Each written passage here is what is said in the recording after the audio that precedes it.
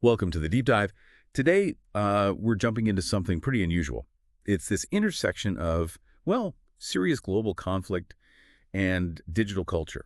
We've gathered a bunch of your sources, articles, analyses, some social media deep dives too, to really unpack how these major geopolitical events are being reflected online in some surprising ways. So just this week, right, we saw Iran launch a really significant wave of drones, missiles towards Israel, and then Israel responded. Long-range missiles. Some reports even suggesting, potential hits near critical infrastructure. Right. Our sources definitely highlighted that. Plus, the U.S. moved B-2 stealth bombers closer. These aren't small moves. They're described as, strategic shifts. Yeah. Big deal stuff. But here's the twist, and it's honestly a bit baffling. Instead of just wall-to-wall panic or traditional news coverage dominating everything, what starts trending almost instantly. Hashtag WW3. Yeah, not on the news networks. No, on TikTok, Reddit, Instagram, and the memes.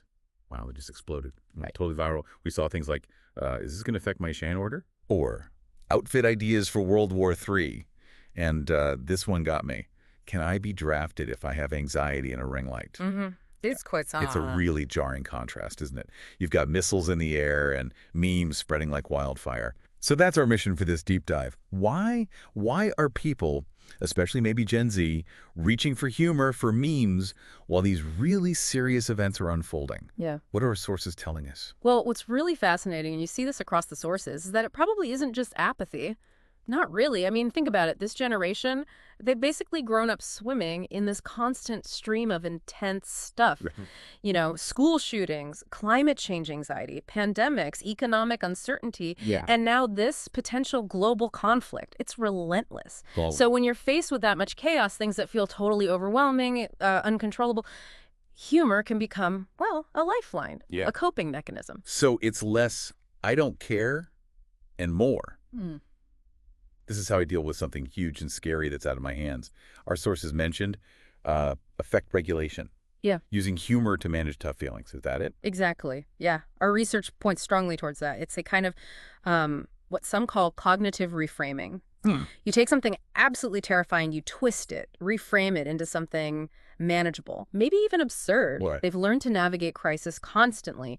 And humor, kind of like that old idea of gallows humor, it lets them sort of reclaim a tiny bit of control, process the fear together through shared jokes instead of just despairing. It's like an emotional toolkit they're actively using. That actually makes a lot of sense when you put it like that. But okay, beyond coping, there's another layer our sources dug into, the whole attention economy thing.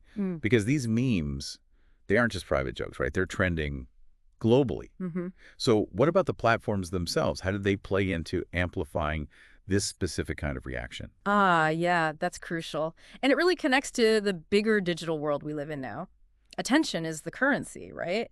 And the sources really emphasize how these platform algorithms, they're built to reward engagement, anything that gets a strong reaction. Laughter shock. Exactly. Laughter, shock, anger, even discomfort. That stuff gets pushed. It gets amplified. So even something as, well, profound and scary as a potential world war, it ends up competing for likes, for shares, for virality. Yeah. The sheer volume of everything online means if something isn't immediately engaging in whatever way, it just kind of gets lost in the noise. So the very architecture of how we communicate online, the algorithms, can actually shape how we collectively process or maybe react to huge global events. It seems that way. It really blurs the lines, doesn't it, between genuine tragedy and just trending content. Absolutely. When war can become content, fear is scrollable, and missiles get memed. Yeah. It really makes you pause and think about our collective grasp on reality. It really does. And maybe, our sources suggest, maybe that's why Gen Z leans into the humor sometimes.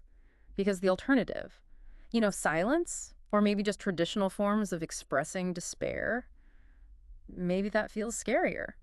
Or just less effective in this super connected, always-on environment. Like shouting into the void. Yeah, but this way, the shout gets heard, it gets echoed, even if it's in the form of a dark joke. That's a really powerful thought. And it leaves us, and you listening, with this core question that our sources really grappled with. After digging into all this, you have to ask, are we becoming emotionally numb, just desensitized by the constant flood?